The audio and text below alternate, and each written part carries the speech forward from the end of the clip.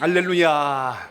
하나님의 기뻐하심으로 4월의 첫 주일 종료주일 예배로 지켜드리는 여러분의 마음속에 어린 나귀와 같은 주님께 쓰임받는 복 있는 삶이 항상 살아있기를 축복합니다. 아멘. 우리 자고이신 분 축복의 인사를 나눕니다. 주님의 은혜로 크게 잘 되실 겁니다. 네, 잘 되실 것입니다. 아멘. 아멘.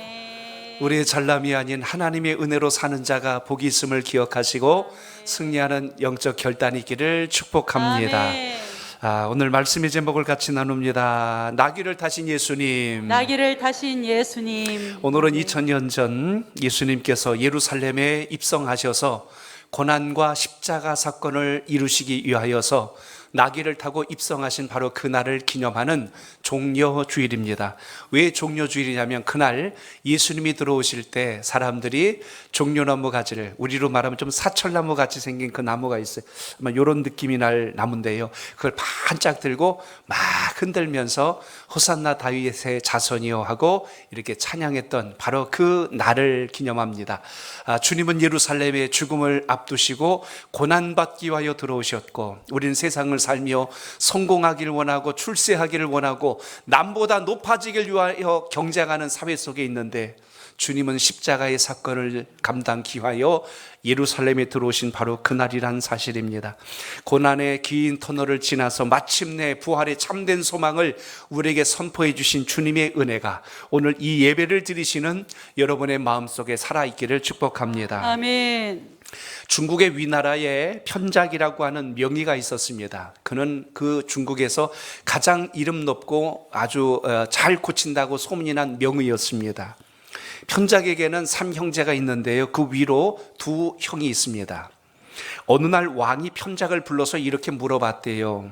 그대에게 3형제가 있는 걸 내가 아는데 의사로서 누가 가장 실력이 좋은가? 라고 물었습니다. 너희 3형제 중에 누가 의술이 제일 좋으냐라고 물었더니요, 편작이 이렇게 대답을 했다고 합니다. 예, 저희 맏형의 의술이 가장 뛰어납니다. 그 다음에는 둘째고 그 다음에는 바로 제가 가장 못합니다 라고 대답을 했습니다. 왕이 깜짝 놀라서 질문을 했어요. 아니, 너가 명의라고 온 나라에 소문이 났는데 어찌 가장 큰 형이, 그 다음엔 둘째가, 그리고 그대가 제일 못한다고 그렇게 말하느냐라고 물었더니 이렇게 대답을 하더랍니다. 예, 저희 맏형은요, 환자들이 병의 증세를 느끼기 전에 어떤 병이 있을지 미리 알아차립니다. 그래서 그 병이 생기기 전에 미리 치료해 주기 때문에 아무리 잘 낫게 해줘도 사람들은 대수롭지 않게 생각하고 고마워하지도 않습니다 라고 대답을 해요. 그리고 둘째 형은 첫째 형보다는 실력이 조금 모자랍니다. 둘째 형은 사람들의 병이 미약할 때 그 병을 알아챕니다. 그래서 그 병을 치료해 주다 보니 이 환자들이 둘째 형이 큰 병을 치료해 줬다는 생각을 하지 못해서 역시 고마워하지를 않습니다. 그런데 저처럼 실력이 형편없는 사람이 병을 고칠 때는 아파서 오고 죽을 것 같은 사람들이 찾아와서 비로소 저는 그 병을 알기에 고쳐주었더니 사람들이 내가 제일 잘 고치는 의사라고 그렇게 알고 있을 뿐입니다 라고 이야기합니다. 제가 그거를 읽으면서 그 생각을 한 거예요. 왜 예수님께서 이 땅에 오셨는데 많은 사람들이 그 주님의 오심을 기뻐하지도 못하고 영접하지도 않고 자기 생각 좋은 대로 살아갈까 하는 생각을 연결해 봅니다. 주님이 이 땅에 오셔서 십자가 사건을 감당해 주신 것이 힘이 없고 무력한 한 인생이 이슬처럼 사라진 게 아니라 가장 능력이 많으시고 가장 권세 있으신 만왕의 왕이고 만주의 주가 되신 우리 주님께서 육신의 몸을 입고 이 땅에 오셔서 우리의 죄를 사해 주셨다는 이 놀라운 사실이 값 없이 우리에게 죄 사함과 구원을 주셨다는 것을 우리의 신앙 안에서 꼭 기억하시길 축복합니다. 아멘. 제가 지난 금요일 날도 그 말씀을 드렸어요. 우리는 값 없이 구원받은 거지, 공로 없이 구원받은 것이지 값싼 싸구려 구원을 받은 게 결코 아니다. 그래서 우리 예수 믿는 하나님의 사람들은 가장 이 땅의 명의 중에 명의요, 가장 구세주가 되신 예수 그리스도로 인하여 천국 백성이 되었다는 걸 꼭 기억하시고 감사로 신앙하는 은혜가 있기를 축복합니다. 예수님은 우리가 이 땅에서 병들고 상처받고 낙심하고 슬퍼할 때에 기다리시기만 한 분이 아니라 우리를 직접 찾아오셔서 만나주시고 보배로운 자로 살려주셨다는 걸 기억하시길 바랍니다. 꼭 내가 얻어 터지고 깨지고 부서지고 박살나가지고 주여 나를 살려주소서 이렇게 꼭 우리가 주님을 만나야 잘 만난 게 아니고, 오늘 이렇게 주님께서 여러분의 삶을 평안으로 인도하신 것에 대한 감사의 고백을 가지고 신앙할 수 있길 축복합니다. 아멘. 오늘 저는 여러분들과 같이 예수님께서 십자가의 사건을 앞두시고 예루살렘에 입성하신, 들어오신 바로 그날의 사건을 통해서 주님이 이렇게 오셨던 이유, 그리고 그 나귀와 같은 우리의 인생의 모습을 살펴보면서 하나님이 기뻐하시는 은혜가 여러분 삶 속에 있기를 축복합니다. 아멘. 나귀가 어떻게 생겼냐면, 우리 주일학교 친구들을 해서 사진을 제가 찾아왔어요. 이렇게 생겼어요. 참 귀엽게 생겼죠. 그래요. 뭘 먹었는지 배가 볼록하게 나왔어요. 근데 나귀는 빨리 달리지도 못해요. 나귀는 무슨 무기가 있거나 그렇지도 않습니다. 기껏해야 뒷발질이나 좀 할까? 그 정도밖에 안 됩니다. 나귀는 전쟁터에 말처럼 쓰임받지도 못합니다. 짐이나 싣고 다니는 그런 힘없고 연약한 하나의 그런 노새에 지나지 않습니다. 그런데 왜 예수님께서 이 나귀를 타셨을까? 누가복음 19장에도 보면 나와 있고요, 또 요한복음에도 나와 있는데, 예수님께서 이 유대 땅에 오셔서 예루살렘 입성을 앞두시고 제자들을 불러서 베단이라고 하는 그 마을에 한 나귀가 있으니 그 나귀를 데려오라고 주님이 제자들에게 이야기하십니다. 제자들이 베다니 마을에 가가지고 나귀를 찾아오는데 주님이 이렇게 말씀한 거예요. 거기 가면 한 번도 멍에를 매보지 않은, 한 번도 짐을 실어보지 않은 나귀가 있을 텐데 그 어린 나귀를 내게 데리고 와라. 혹시 사람들이 왜 나귀를 데려가냐고 묻거든 주께서 쓰시겠다라고 하면 내줄 것이다 라고 이야기합니다. 한번 저를 따라합니다. 주께서 쓰시겠다 합니다. 주께서 쓰시겠다 합니다. 그래요. 오늘 그 한마디에 나귀를 주님께 보내주었다는 거죠. 근데 여러분 생각해 보세요. 우리가 예수님을 뭐라고 고백합니까? 만왕의 왕, 만주의 주라고 그래. 왕과 주가 되신 우리 주님께서 예루살렘에 들어오시려면 좀 멋있게 폼나게 좀 들어오면 얼마나 좋겠어요. 그지? 요즘 하는 말로 모양 빠지게 나귀 타고 들어가는 게 이게 말이나 됩니까? 참 모양도 없이 들어가는 거예요. 그래서 사람들이 왜 끌고 가냐고 물으니까 주께서 쓰시겠다고 합니다 하고 데리고 왔다는 이야기예요. 그리고 오늘 본문이 시작이 되는 겁니다. 좀 제가 이걸 쉽게 이야기해 볼게요. 여러분이 자동차 대리점에 가가지고 혹시 차를 고르다가 마음에 드는 차가 혹시 있다고 생각합시다. 그래서 이 차가 좋겠네요 그랬더니 그럼 한번 타보시겠습니까? 예, 한번 타보겠습니다. 딱 타봤는데 갑자기 시동을 딱 걸고 출발을 확 하려고 그러는 거예요. 그럼 직원이 가도록 내버려 두나요? 저기 손님 잠깐만요 하고, 그래서 왜 그러신데? 그러니까 지금 저기 아직 계약도 끝난 게 아니고 지금 차에 대해서 이야기도 나눈 게 아닌데 가시려고 그러면 어떡합니까? 그때 여러분이 대답을 하셔야 돼요. 주께서 쓰시겠다고 합니다. 그러고서 이제 확 가버린단 말입니다. 그럼 이제 어떤 일이 벌어질까는 여러분 상상해 보세요. 그 직원이 당장 경찰서에 연락을 할 것이고, 경찰은 쏜살같이 달려와서 어서 가지고 가십시오. 안 그래요. 딱 붙잡으면서 손에다가 은팔찌를 채웁니다. 그리고 아마 이렇게 이야기할 것 같아요. 당신을 차량 탈취 현행범으로 체포합니다. 당신은 묵비권을 행사할 수 있고 변호사를 선임할 수 있고 당신이 하는 말은 불리하게 작용할 수도 있습니다. 아마 이렇게 이야기할 겁니다. 그런데 오늘 본문의 말씀이 신기하지 않아요? 나귀를 불러온 것도 신기한데 사람들이 물어볼 때 주께서 쓰시겠다고 하니까 그걸 그냥 내보내줬다는 거예요. 모든 것이 우리가 생각할 때는 이게 왜 이렇게 돌아가지? 궁금증이 생길 만한 이야기입니다. 오늘 이 모든 이야기의 배경을 보면 구약 스가랴서에 예언된 말씀을 주님께서 지금 그대로 행하고 계신다는 사실을 주목해야 됩니다. 그래서 오늘 나귀가 주님 손에 이끌림 받았다는 사실을 통해서 우리가 깨달아야 될 게 있어요.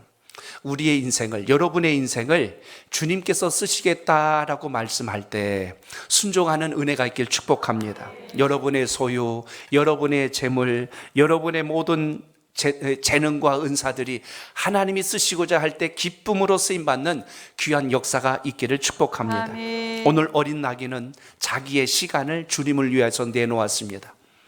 평생 한 번도 멍에 매보지 않았던 나귀가 주님을 위해서 자기의 몸을 내놓아 주님을 타게 하실 수 있도록 시간을 내준 것이 나귀입니다. 주님이 묻습니다. 사랑하는 아들아, 사랑하는 내 딸아, 내가 너의 시간을 좀 써야 되겠다. 그럼 요즘 많은 분들이 그렇게 이야기합니다. 아유, 제가 요즘 좀 바빠서요. 제가 좀 할 일이 많아서 이 다음에 하면 안 될까요? 하고 자꾸만 시간을 피합니다. 내가 세운 목표, 내가 세운 꿈, 내가 세운 성공을 위해서라면 정신없이 달려가는 게 우리의 인생인데, 주님께서 좀 쓰시겠다고 하면 우리는 이상하게 그 시간 내놓기가 너무나도 아까워합니다. 오늘 이 좋은 주, 이 날씨 좋은 날, 하나님 앞에 이 가장 복된 시간을 드릴 수 있다는 것이 여러분의 평생의 삶 속에서 소중한 때가 되시길 축복합니다. 아멘. 우리가 시간 남아서 예배 드리는 게 아니고요, 우리가 할 일이 없어서 기도하는 게 아니고요, 우리가 누릴 게 없어서 주님 앞에 와서 봉사하는 게 아니라 하나님 내게 주신 시간, 내게 주신 은사, 내게 주신 재능을 가지고 주님께 영광 돌릴 수 있도록 저를 인도해 주셔서 감사합니다. 아멘. 이 고백이 여러분의 믿음 속에 있기를 축복합니다. 아멘. 우리 주님은요, 여러분이 가지고 있는 꿈을 사용하길 원하십니다. 아멘. 어렸을 때 우리 너희 다음에 뭐 될래? 그러면 아이들도 그렇고 다 대답하잖아요. 우리 어렸을 때 제일 많은 게 대통령이요. 그리고 그게 뭔지도 모르면서 무조건 그렇게 이야기해요. 요즘 아이들은 굉장히 이 언론과 매스컴을 통해서 잘 들어가지고요, 아이고 대통령 싫어요, 싫어요. 그 욕먹는 자리 왜 들어가요 거기, 이렇게 이야기할 정도로 그렇습니다. 어떤 친구는 법관이 되고 싶어하고, 어떤 친구는 경찰이 되고 싶어하고, 어떤 친구는 의사가 되고 싶어하고, 또 주님의 은혜를 나는 친구들은요, 나는 이 다음에 목사님이 될 거예요, 선교사님이 될 거예요. 저는 우리 교회에서 이런 좋은 목회자도 선교사도 나올 수 있기를 축복합니다. 그리고 제가 깜짝 놀라요. 요즘 아이들은 이렇게 하더라고요. 저는 유튜버 될 거예요. 그래, 유튜버 된대요. 그래서 요즘은 꿈들이 이렇게 다양해졌어요. 나는 제2의 손흥민이 되고 싶어요. 나는 제2의 BTS처럼 노래도 잘하고 춤도 잘 추고 싶어요. 이렇게 꿈을 이야기합니다. 여러분이 꾸는 꿈 속에, 우리 자녀들이 꾸는 꿈 속에 우리 주님의 은혜가, 주님의 은총이 함께 할 수 있기를 바랍니다. 아멘. 그래서 하나님의 나라를 꿈꾸고 주님을 위해서 쓰임받는 것이 진정한 하나님의 자녀의 복이 되시길 바랍니다. 아멘. 어떤 일을 하든지 그 일을 통해서 하나님께 영광이 되어야 한다는 것입니다. 아멘. 요즘은 연예인들도요, 시상소감을 이야기하면 하나님 믿는 것에 대해서 아주 감사하게 자신 있게 고백하는 모습을 볼 때 참 저도 기쁩니다. 내가 하는 일 때문에 혹시 예수 믿는다고 하면 사람들이 이상하게 볼까 봐 예수 믿는 걸 숨기는 게 아니라, 내가 장사를 하던 사업을 하던 직장 생활을 하던 나는 예수님을 믿는 크리스찬입니다, 나는 예수 믿는 하나님의 사람입니다, 이렇게 당당하게 고백할 수 있는 은혜가 있기를 바랍니다. 아멘. 마태복음 6장 21절에 보니까요, 예수님께서 이렇게 말씀합니다. 우리 주일학교 친구들도 한번 큰 소리 읽어봅니다. 시작. 내 보물이 있는 곳에는 내 마음도 있느니라. 아멘. 내 보물이, 내가 가장 귀하게 여기는 바로 그곳에 그 마음이 그 속에 있다는 거예요. 나의 꿈이, 나의 비전이 어디에 있는가를 보면 그 사람의 인생관, 가치관을 우리가 알 수 있다는 것입니다. 우리는 소유가 많으면 부자고 행복한 줄로 알아요. 그런데 그러다 보니 우리가 조금 덜 가지면 불행하다고 이야기하고, 누가 나보다 많이 가졌으면 시기하고, 때로는 내가 적다는 생각을 가지면 나는 흙수저야 그러면서 절망에 빠질 때가 많습니다. 우리의 가진 소유의 많고 적음이 행복의 기준이 아니라 주님을 만난 것이 여러분의 삶의 행복의 기준이 꼭 되시길 바랍니다. 아멘. 요즘 물질로 인하여서 뉴스를 들을 때 마음이 아플 때가 있어요. 물질의 탐욕 때문에 부모를 죽이는 사람도 봤습니다. 배우자를 죽이고 자식을 내치고 우정까지도 헌신짝처럼 배신하는 이런 사례들이 종종 발생합니다. 성경은 물질을 소유하고 늘린다고 그걸 죄라고 말씀하지 않아요. 그런데 그것이 하나님의 뜻대로 쌓아지거나 쓰여지지 않을 때 그게 죄가 됩니다. 그래서 어떤 부자 이야기를 여러분 기억하시고요. 농사를 잘 져가지고 풍년이 들어가지고 창고를 늘려지고선 이제는 좀 쉬자 그랬는데, 그때 주님께서 비유로 해주신 말씀이 누가복음 12장 20절에서 21절에 나와요. 우리 한번 같이 읽어보겠습니다. 시작. 하나님은 이르시되 어리석은 자여 오늘 밤에 내 영혼을 도로 찾으리니 그러면 내 준비한 것이 누구의 것이 되겠느냐 하셨으니 자기를 위하여 재물을 쌓아두고 하나님께 대하여 부유하지 못한 자가 이와 같으니라. 아멘. 하나님에 대해서 부유한 자가 꼭 되시기를 바랍니다. 아멘. 오늘 이 3대 가정 예배를 드리고 세대 통합 예배를 드릴 때 나의 믿음에서 복이 끝나는 것이 아니고 우리 자녀 세대들이 그 복을 잘 붙들고 갈 수 있도록 말씀과 기도와 사랑과 주의 은혜로 양육할 수 있기를 축복합니다. 아멘. 오늘 예수님께서 나귀를 타고 예루살렘에 들어가실 때는 분명한 이유가 있었다는 거예요. 그 주님이 들어오신 모습을 보니까 나귀를 타신 것 자체가 참으로 겸손의 왕으로 오셨구나라는 걸 생각하게 합니다. 자, 저를 따라합니다. 예수님은 겸손의 왕으로 오셨습니다. 겸손의 왕으로 오셨습니다. 만왕의 왕이요 만주의 주가 되신 우리 예수님께서 마지막 십자가 사건을 담당하기 위해서 예루살렘에 입성하실 때 그 모습, 그 비장한 각오와 결단을 갖고 들어가실 때, 그 성에 들어갈 때 좀 이왕이면 왕답게 들어가시면 얼마나 좋았을까요? 많은 호위 군사들과 함께 말을 타고 아니면 황금마차 안에 딱 앉아가지고 앞에서 나팔을 불면서 예수님이 행차하신다 하고 이렇게 들어가면 얼마나 좋았을까요? 요즘도 대통령이 어디를 순시하거나 가려고 하면 대통령 차량이 있고 그 앞뒤에 경찰들이 이렇게 신호를 통제하면서 앞을 달려가게끔 합니다. 차량 좌우에는 경호원들이 그 차량을 호위하면서 가는 걸 여러분은 보셨을 겁니다. 그리고 그 대통령이 찬 차는요 방탄차라는 걸 아실 거예요. 그 유리는요 아무리 총으로 쏴대도 총알이 뚫지 못하고 차 밑에서 폭탄이 터진다 할지라도 차가 타이어가 다 터져도 80km 이상으로 달릴 수 있도록 그 차량이 개조돼서 만든 차입니다. 얼마나 튼튼한지 몰라요. 이 정도 되는 것이 대통령과 왕들이 누릴 수 있는 어떤 예우가 아닐까 생각이 됩니다. 그런데 오늘 주님께서 예루살렘에 들어가신 모습을 제가 사진 한 장으로 보여드릴게요. 이렇게 들어가신 거예요. 좌우에 많은 사람들이 종려나무 가지를 흔들고 자기의 겉옷을 앞에다 내려놓고 예수님은 나귀를 타고 예루살렘으로 입성하십니다. 참 보시면 정말 어떻게 보면 참 보잘것없고 참 촌스럽고 우스꽝스러운 거 아니겠어요? 아니 예수님이 어떻게 저렇게 들어오신대 하고 사람들이 아마 굉장히 수군거릴 수도 있었습니다. 그런데 오늘 이 장면에 대해서 우리가 읽은 본문 속에 보시면 7절에서 9절에 이렇게 말씀을 해요. 우리 7절로 9절을 읽어봅니다. 시작. 나귀 새끼를 예수께로 끌고 와서 자기들의 겉옷을 그 위에 얹어 놓음에 예수께서 타시니 많은 사람들은 자기들의 겉옷을 또 다른 이들은 들에서 벤 나뭇가지를 길에 펴며 앞에서 가고 뒤에서 따르는 자들이 소리 지르되 호산나 찬송하리로다 주의 이름으로 오시는 이여. 아멘. 예수님께서 이렇게 들어가신 데는 이유가 있어요.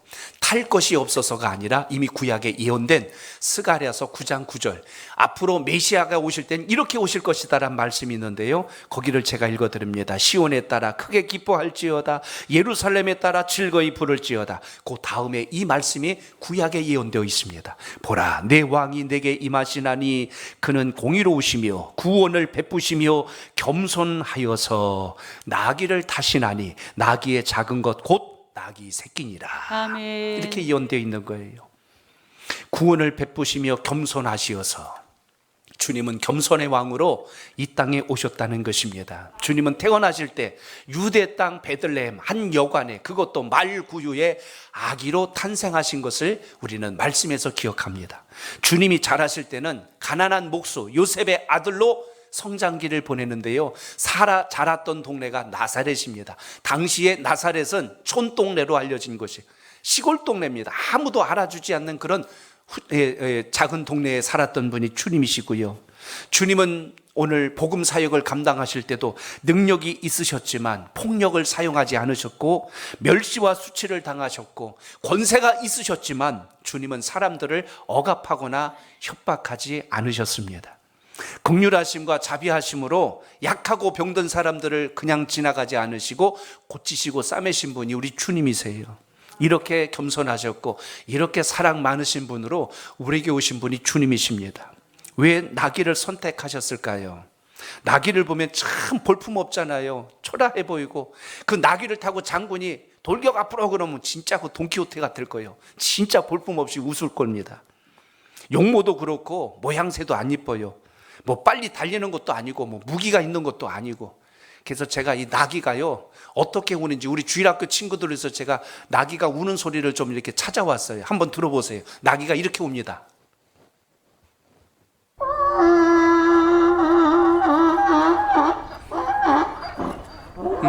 됐어요. 그래.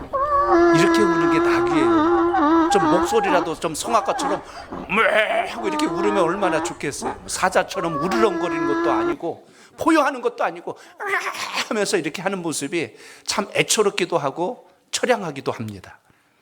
만왕의 왕이신 주님께서 타시는 그 나귀가 이처럼 보잘것없고 초라한데 어떻게 그 모습이 아름답다고 사람들이 말할까요? 이사야서 53장 2절에 보면 예수님께서 메시아로 이 땅에 오실 때 흠모할 만한 아름다운 것이 없으며 멸시와 간고를 겪으시고 질고를 당하셨다고 기록한 것처럼 주님은 이렇게 낮고 천한 작은 모습으로 이 땅에 오신 것을 보게 됩니다. 그처럼 주님은 겸손의 왕으로 우리에게 오셨다면 우리가 주님을 믿을 때 예수님으로 인하여 우리가 목에 힘주는 자가 아니라 늘 겸손으로 주님 닮는 은혜가 있길 바랍니다. 아멘. 나귀가 예루살렘에 들어올 때 사람들이 막 겉옷 깔아주고 종려는 막 흔드니까 어쩌면 나귀 입장에서는 착각할 수 있을 거예요. 야, 그래도 내가 좀 대단한가 보다. 오늘 이렇게 앞에다 그냥 레드카펫도 깔아주고 막 이렇게 박수도 쳐주니까 목에 힘들어갈 수도 있을 거예요. 근데 나귀가 이렇게 인정받는 이유는 딱 하나예요. 뒤에 누가 타셨어요? 예수님이. 이거 잊어버리면 안 돼요. 여러분이 세상에서 잘 나가고 인정받고 은혜 입고 또한 복을 받을 때 주님의 은혜라는 사실을 꼭 잊지 않길 바랍니다. 아멘. 주여, 주님 아니면 저 아무것도 아닙니다. 오늘 이런 고백을 가지고 살아갈 때 우리가 교만해지지 않을 수 있어요. 조금만 재물 얻고 권세 얻으면 언제 그랬냐는 듯이 목에 힘주고 다른 사람 무시하고 멸시하는 건 주님 만나지 못한 인생들의 모습입니다. 오늘 말씀 따라서 이 은혜가 살아있길 축복합니다. 아멘. 또 한 가지 우리 예수님은요 저를 따라합니다. 예수님은 희생의 제물로 오셨습니다. 희생의 제물로 오셨습니다. 누구나 세상을 살 때는 성공을 바랍니다. 출세를 바랍니다. 유명해지길 원합니다. 그래서 경쟁하는 거예요. 저 사람보다 내가 잘해야 더 큰 사람이 된다. 저 사람보다 내가 앞서야 더 높은 사람 된다. 세상은 그래서 성공을 향해서 달려가는데요. 주님은 예루살렘에 들어오실 때 십자가를 지시고 고난당하시기 위하여 죽기 위하여 오셨다는 사실을 우리가 말씀을 통하여 볼 수 있습니다. 예수님은 승리의 입성을 준비하면서 누구를 희생시키는 것이 아니라 스스로 십자가를 지기 위한 사건 앞에 엎드리며 오셨다는 것을 주목하게 됩니다. 오늘 이 말씀을 기억하며 우리가 예수님을 만났다면 여러분이 하시는 일을 통하여 하나님의 영광이 이 땅에 드러나기를 소망할 수 있길 축복합니다. 아멘. 나귀를 딱 보면 기본적으로 두 가지 특성이 있어요. 하나는 고집이 세다는 거예요. 훈련되지 길들이지 않은 나귀는요 가자고 그러면 얼마나 꽁지를 빼는지 몰라요. 그래서 고집 셀 때 아우 전 나귀와 같은 것 하고 이야기합니다. 그런데 고집만 센 게 아니라 또 하나가 있어요. 나귀는 좀 미련하다라는 느낌을 줄 때가 있습니다. 이 미련하고 고집 센 나귀가 주인을 만나서 훈련을 받고 잘 인도함을 받으면 주인 말을 잘 듣고 쓰임받는 아주 귀한 존재로 변화가 됩니다. 우리 인생이 그래요. 나귀와 같이 이리 뛰고 저리 뛰고 내 생각 좋은 대로 고집부리며 살다가 그게 세상에 가장 지혜로운 줄 알았는데 주님 만나고 나니까 주님 제 잘난 맛에 살았는데 그게 진짜가 아닌 걸 알았어요. 그리고 나서 겸손하게 주님 말씀 순종하며 가고 있다면 그 인생은 정말 하나님의 복을 입은 천국 백성이 될 줄로 믿습니다. 주님의 은혜로 변화되어야 고난이 와도 시련이 와도 어떤 두려운 일이 올지라도 피하는 자가 아니라 맞서 싸워 이기는 자로 달라질 것을 믿으시기 바랍니다.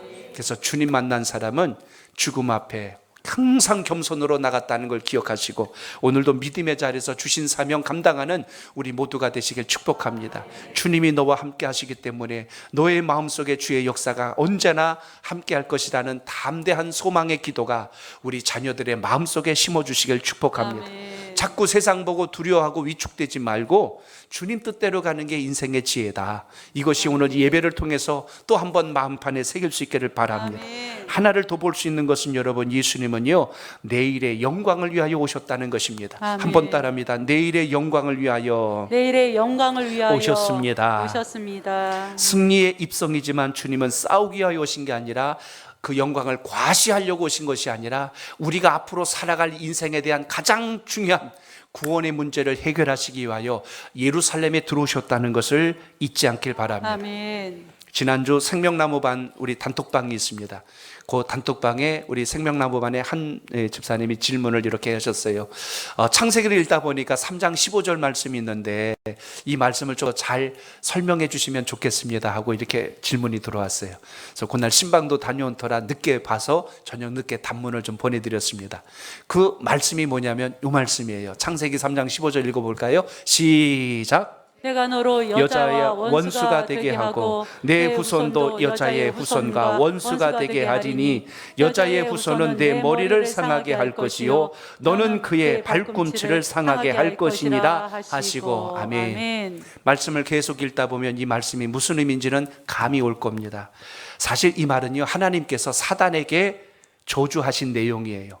뭐라고 저주하셨냐면 내가 너로 여자와 원수가 되게 하리라 그랬어요. 이 여자라고 하는 것은 주님께서 앞으로 행하실 놀라운 구원 계획을 이루는 주의 백성들의 후대를 이야기하는데요, 그 속에서 먼저 주목할 것은 이제 그 후손과 너와 이제 계속하여 원수처럼 대한다는 말씀이 거기 기록되어 있습니다. 곧 예수 그리스도를 낳을 마리아에 대한 이야기도 포함되어 있지만 더 크고 넓게 본다면 이제 예수 그리스도를 믿는 믿음의 자녀들, 그 후대와 이 사단의 세력과는 계속하여 원수와 같이 싸움이 있을 것을 말씀합니다. 그런데 거기 중요한 대목이 뭐냐면 여자의 후손은 내 머리를 상하게 할 것이요 너는 그의 발꿈치를 상하게 할 것이라 라는 말씀이에요. 제가 우리 주일학교 친구들에게 질문합니다. 친구들과 싸우면 안 되지만 막 싸우다가 한 애는 머리가 터지고 한 애는 발뒤꿈치가 다쳤어요. 누가 크게 다친 거예요? 어떻게 알았어요? 그거? 주님께서 하신 말씀이 그거예요. 사단이 하나님과 우리 사이를 끊어놓으려고 메시아 예수 그리스도가 이 땅에 오셨을 때 십자가에 달려 예수님이 죽으시면 이제 하나님과 이 세상의 모든 관계가 끊어질 줄 알았어요. 그래서 십자가 사건만 되면, 예수님만 죽으면 이제 끝난다고 생각했어요. 그래서 주님을 쳤는데 주님께서 3일 만에 부활하십니다. 죽지 않으시고 다시 살아나셔서 영생과 구원과 우리를 천국 자녀 백성으로 선포하신 거예요. 그러니까 한마디로 말하면 세상이 감당할 수 없는 죽음의 권세를 이기신 거죠. 이 사건을 이야기한 겁니다. 사단은 예수님을 십자가에 달아놓은 사건이 오늘 창세기 3장 15절 발꿈치를 상하게 한 것 정도밖에 안 된 거예요. 끝난 줄 알았는데 주님께서 그 권세를 이기시고 부활과 영생의 복으로 우리에게 선포하심으로 사단의 머리를 깨뜨리셨다라고 이미 창세기에 예언된 말씀이 오늘 여기 마가복음 11장에 지금 그대로 이루어져 가고 있는 것을 우리가 주목합니다. 결국 주님은 과거가 아니라 앞으로 우리가 살아갈 미래의 소망과 꿈을 위해서 예비하신 분이란 사실을 잊지 않길 바랍니다. 아멘. 신약에 오면 교회를 이렇게 표현합니다. 교회의 머리는 예수 그리스도요 우리는 그의 몸된 지체라 그랬습니다. 그러니까 머리가 주님이 되시고 우리가 지체가 되기 때문에 우리는 주님의 손과 발과 같이 잘 쓰임받는 믿음과 축복의 도구가 되시길 바랍니다. 그래서 신약의 교회를 여자라고도 묘사해요. 그래서 신약의 교회와 사단은 지금도 계속 영적인 싸움이 지금도 진행되고 있더라. 오늘도 여러분 주님의 은혜 안에서 믿음으로 승리하는 신앙이 되시길 축복합니다. 저는 교회 모습이 이렇게 회복되기를 소원합니다. 교회 공동체는 세상과 같이 경쟁하고 싸우고 서로 시기하는 것이 아니라 세상에서 힘들고 지쳐서 왔을 때 주님 안에 들어오시면 함께 만나면 서로 위로하고 서로 축복하고 서로 격려할 수 있는 귀한 만남이 되시길 바랍니다. 예수 그리스도로 인하여 우리는 교회 안에서 차별 없이 만나는 관계가 되었어요. 이 안에서 우리는 주의 사랑을 나누는 믿음의 공동체가 되시길 축복합니다. 그러니까 교회 오시면 여러분의 마음이 편안하셔야 돼요. 여기까지 오셔갖고 서로 경쟁하고 서로 비교하고 다투는 인생이 되지 않기를 바랍니다. 주님께서 겸손의 왕으로 오신 것처럼 우리도 교회 안에서 서로 사랑하고 아끼고 존중해 줄 줄 아며 축복하는 믿음의 신실한 나눔이 있기를 바랍니다. 아멘. 나귀를 타신 예수 그리스도, 그 주님의 모습을 상상해 보세요. 주님이 예루살렘으로 딱 들어오시는데 앞에 자신들의 겉옷을 깔고 길을 내주고 좌우에서 손을 흔들면서 호산나 다윗의 자손이여 하고 이렇게 환영하는 모습이, 여러분이 이 땅의 사명을 다 하고 주님 나라 가서 천국에 입성할 때, 천국 문 앞에 들어가는데 거기에 우리 믿음의 선배들이, 우리 믿음의 조상들이 좌우에 서서 잘 왔다고 박수를 치면서 축복하는 그 장면을 한번 떠올려 보세요. 여러분이 이 땅에 있은 모든 수고가 주님 나라에서 상급과 인정으로 변화될 줄로 믿습니다. 아멘. 천국에 딱 들어가는데 그 입구 옆에서 한 사람이 그러는 거예요. 어머머, 쟤 여기 왜 왔대? 그 말 들으면 어떡해요? 안 되잖아요. 여러분이 다 들었는데 아이고 왔구나, 잘했다, 수고했다. 그리고 주님이 팍 안아주시면 이 땅의 모든 수고와 있음이 주님 안에서 아름답게 다 치유되고 소망을 얻는 줄로 믿습니다. 오늘 예배를 드리신 여러분, 우리가 예루살렘에 주님의 나라 천국 도성에 이렇게 들어가셔야 돼요. 이 믿음이 여러분 속에 살아있기를 축복합니다. 오늘도 같이 예배 드리시는데 우리 교회 등록하신 우리 교우들 가운데요, 우리 문신혜 권사님 계세요.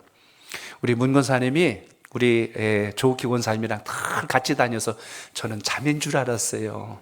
근데 믿음으로 이렇게 함께 항상 하셔서 얼마 전에 제가 신방을 다녀왔습니다. 그래서 새 가족 신방을 드렸는데, 신방을 드리고 제가 우리 문 권사님 간증하시는 걸 듣고 얼마나 제가 은혜를 받았는지 몰라요. 그리고 우리 권사님이 그동안 살아온 인생을 갖다가 간증문을 이렇게 쓰셔가지고 그걸 책으로 만드셨더라고요. 그래서 제가 신방 마치고 집에 와서 그 책을 한번 다 읽어보면서 또 마음이 얼마나 또 주의 은혜에 감동을 했는지 모릅니다. 제가 잠깐 우리 권사님 이야기를 좀 소개할까 해요. 우리 권사님이요, 어떻게 주님을 만나셨냐면 동생분이 계속 예수 믿으라고 전도하셨던 것 같습니다. 그런데 예수 믿으라고 했을 때 우리 권사님이 이렇게 대답을 하셨대요. 하나님이 살아계신 것을 보여주어야 예수를 믿겠다 그랬어요. 하나님 살아계신 거 보여주면 나 그때 예수 믿지 안 믿는다, 그런 거예요. 동생분이 이렇게 이야기했답니다. 신혜 언니, 그러면 하나님이 살아계시면 산 증거를 보여달라고 계속 기도하래요. 그렇게 기도하면 하나님이 알려주실 거예요. 그래서 그때부터 우리 문권사님이 기도를 하셨답니다. 예수가 살아있으면 산 증거를 보여주십시오. 예수가 살아있으면 산 증거를 보여주십시오. 우리 문권사님이 저기 부천시장에서요 15년 넘게 장사를 하신 분이세요. 그러니까 장사를 하시면서도 계속 그 기도를 하신 거예요. 예수님이 살아계시면 산 증거를 보여주세요 하고 막 소리를 내면서 기도하시는데요, 얼마나 그게 간절하셨던지 장사를 하시는데도 그 소리만 계속 하신 거예요. 그러니까 손님이 와가지고 이거 얼마요? 그러면 얼마요? 그러셔야 되는데 우리 권사님이 그러셨답니다. 예수가 살아계시면 산 증거를 보여주세요. 예수님이 살아계시면 산 증거를. 손님들이 기겁을 해버렸대요. 아이고 이분 왜 이래? 이분 왜 이래? 예수 믿고 미쳤나? 막 별소리를 다면서 막 도망가고 막 그랬는데, 그래도 계속 그 이야기를 한 거예요. 어느 날 동생분이요, 그러지 말고 우리 교회 가서 주님께 물어봐요, 주님께 기도해요 하고 교회를 갔는데요, 그날도 교회 가지고 우리 권사님이 그러셨대요. 그때는 권사님 아니셨죠. 그때 이렇게 얘기했답니다. 예수야 나왔다 그랬대요. 예수야 나왔다. 그러니 어디 살아있는 것 좀 보여다오. 예수야 나왔다라고 막 그러는데 갑자기 거기서 영적 체험을 하셨어요. 갑자기 눈앞에 큰 십자가 세워지더니 온통 빛으로 변해갖고 그 빛이 눈을 뜨고 볼 수 없을 정도로 앞으로 다가와서 그 자리 그만 쓰러지신 거예요. 주님이 그 불빛으로 다가오신 걸 느꼈는데 그 불빛이 그때는 그렇게 두려울 수가 없었대요. 어이구 하면서 그렇게 그 자리에 쓰러집니다. 그래서 그때 당시요, 예수님이 보여달라고 했던 그 기도 때문에 그 불붙는 빛나는 십자가를 보시고 처음에는 무서워서 교회를 다니셨대요. 어이구 교회 안 가면 큰일 나겠네 하고, 그러고 처음에는 겁이 나서 신앙생활을 시작하셨는데요, 예수 믿고 나서 그 권사님이 15년 동안 그 부천시장에서 장사하면서 먹을 거 안 먹고 입을 거 안 먹으면서 얼마나 돈을 악착같이 모으셨는지 돈을 참 많이 모으셨대요. 그런데 어느 날 사람 한 사람 잘못 만났는데 그 사람이 그만 사기를 친 거예요. 그 15년 동안 모아놨던 안 먹고 안 입은 옷, 그러니까 어디 가지도 않고 그렇게 악착같이 모았던 15년 동안 벌어온 돈을 한순간에 다 잃어버리신 거예요. 집도 잃고. 그래서 우리 권사님이 갈 데가 없어서 교회에서 주무셨대요. 1년 넘도록 교회 맨 뒷자리 그 장의자에서 누워서 눈 뜨면 주님 주님 하면서 우셨고, 그렇게 처음에 주님 만난 아픈 시간들을 보내셨답니다. 그리고 나중에 육신에 또 질병까지 와서 암병까지 걸리셔서 너무 힘든 시간을 보내고, 내가 이제 방법이 없다, 그래서 기도원까지 들어가셔서 주님 만나겠다고 목숨 걸고 기도하셔서 주님과 깊은 영적 체험을 하셨는데, 그때 체험하신 것이 그 병이 낫는 역사가 일어난 거예요. 야, 이건 사람의 방법이 아니라 정말 주님이 하셨답니다. 그걸 체험하고 나니까 그때부터 주님께서 지혜를 주시는데 하나님 말씀을 읽게 하시고 이 말씀을 깨닫게 하시고 이런 변화가 몸에 일어나기 시작한 거예요. 그리고 그때 눈물로 고백하세요. 그날도 신방을 갔는데 권사님 간증을 해주시고 울면서 간증하시는 거예요. 주님께서 나같이 폐물 같은 인생을 고쳐주시고 이렇게 다시 살게 해주신 것을 생각하면 정말 감사뿐입니다. 나를 살려주신 걸 생각해 보니까 나처럼 힘들고 아프고 어려운 사람들 위로하고 그들 위해서 힘주라고 나를 살려주신 것을 제가 알았습니다 하고 이렇게 고백을 하시는 거예요. 제가 마지막 나누면서 권사님 하셨던 말씀, 그 책에 있던 거 마지막 대목 하나만 좀 소개하고 간증문의 이야기를 좀 드릴까 합니다. 우리 권사님이 그날도 그 이야기는 꼭 하세요. 세 가지를 얘기하셨는데, 첫째는 여러분 주일 성수 꼭 하세요 하고 그 이야기를 고백하는 거예요. 주일은 세상의 첫날보다 귀하고 금보다도 더 귀한 게 주일입니다. 평생을 살면서 주일이 이렇게 소중하다는 걸 온몸으로 체험하신 분이에요. 그러니까 여러분 오늘 이렇게 주일날 나와서 예배 드린다는 게 얼마나 복인가를 꼭 기억하시길 바랍니다. 이 복을 빼앗기지 마세요. 또 한 가지 이야기한 거예요. 절대로 목사님 마음 아프게 하지 마세요. 우리 권사님이 한 번은 목사님 마음을 크게 아프게 하셨던 것 같아요. 그리고 거울을 봤는데 얼굴이요 이렇게 흉악하게 아주 이렇게 두려운 모습으로 변한 걸 보고 깜짝 놀랐대요. 목사님을 주의 종을 함부로 말하면 안 되는구나 하는 걸 그때 깨달았대요. 하나를 또 이야기하셨어요. 머리 굴리지 말고 예수 똑바로 믿으세요. 내가 생각한 게 좋은 줄 알지만 순종하는 자가, 오늘 나귀처럼 순종하고 가는 자가 복 있다는 것을 잊지 말라고 그 글에 남깁니다. 제가 마지막 대목만 이야기할게요. 힘있고 눈 밝고 건강할 때 주님 앞에서 쓰임 받으십시오. 병들고 쓸모없을 때, 고물이 다 돼서 버려질 때 주님 앞에 오지 말고 주님 찾으실 때, 주님 필요할 때, 가장 젊을 때 주님 앞에 쓰임 받는 인생 되세요. 아멘. 라고 문권사님이 간증하셨어요. 여러분의 신앙 속에 주님 뜨겁게 사랑하는 영적 체험이 항상 살아있길 축복합니다. 아멘. 오늘 이 자리에 계신 게 복이에요. 아멘. 옆에 계신 분 인사합니다. 복 받은 줄 아세요? 시작. 복 받은 줄 아세요. 아멘. 그래요. 세상에서 부자 되고 유명한 게 복이 아니고 주님 만나서 믿음 따라 사는 자가 진짜 복이라는 것을 오늘도 기억하시길 바랍니다. 주님께서 나귀를 쓰시고자 했을 때 그 나귀가 주님께 쓰임받은 게 얼마나 복됩니까? 주님께서 여러분에게 말씀합니다. 내가 너의 시간을 좀 써야 되겠다. 내가 너의 재능을 좀 써야 되겠다. 내가 너를 통하여 좀 함께 가야 하겠다. 그때 여러분, 주님 저를 사용하여 주옵소서, 이렇게 고백하며 쓰임받는 우리 모두가 되시기를 축복합니다. 오늘 나귀는 준비되어 있다가 주님께 쓰임받았어요. 한 번도 멍에 매보지 않고 순전한 모습으로 있다가 주님께 쓰임받았어요. 순종하는 자가 복이 있습니다. 오늘 그 믿음이 여러분의 믿음 되시기를 주의 이름으로 축복합니다.